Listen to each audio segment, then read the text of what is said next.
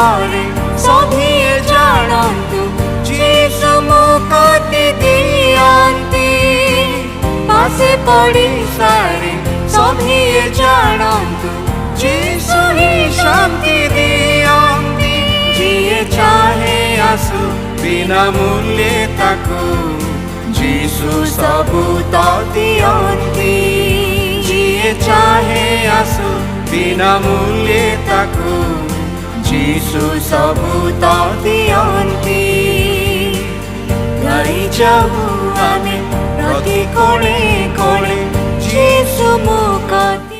प्रिय श्रोता बंधु प्रभु श्रीख्रीष्ट सर्वश्रेष्ठ नाम आपण को शुभेच्छा।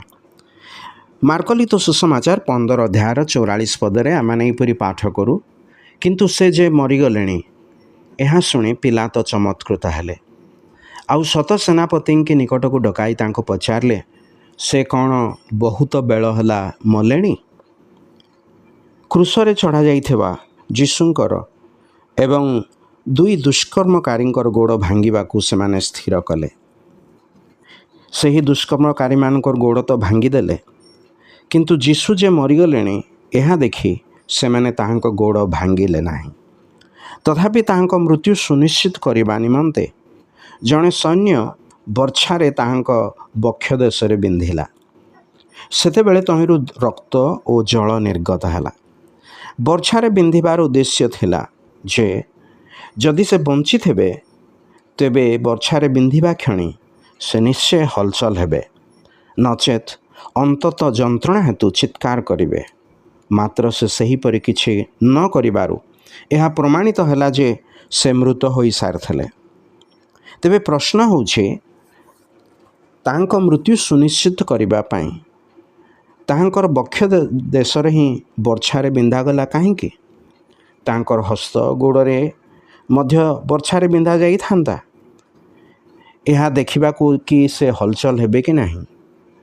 जड़े सैन्य तलु उपरकू ताहांकर बक्ष देशरे फोड़िला से बर्छा ताहांको हृदय को विदीर्ण करथिला। एथिपाई ताहांको बक्ष देशरे एक बड़ क्षत है। एथिपाई तो पुनरुत्थान परे तांकर संदेही शिष्य थोमांकु प्रभु जीशु कहिले इआड़े तुम्हार आंगुली बढ़ाई मोहर हाथ देख और हाथ बढ़ाई मोहर बक्ष देशरे दिय। ध्यान दे शुणु हस्तरे कंटा विद्ध क्षत एवं सही बक्ष देशर क्षत आंगुली द्वारा ही देखा जाय पारिबो।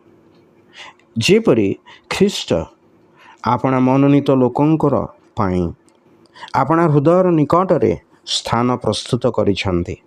आपणଙ୍କୁ ମଧ୍ୟ ईश्वर साहाय्य करंतु जेपरि पूर्ण हृदय तांकठारे विश्वास करी तांकर हृदयर निकटरे स्थान प्राप्त हेबे। धन्यवाद।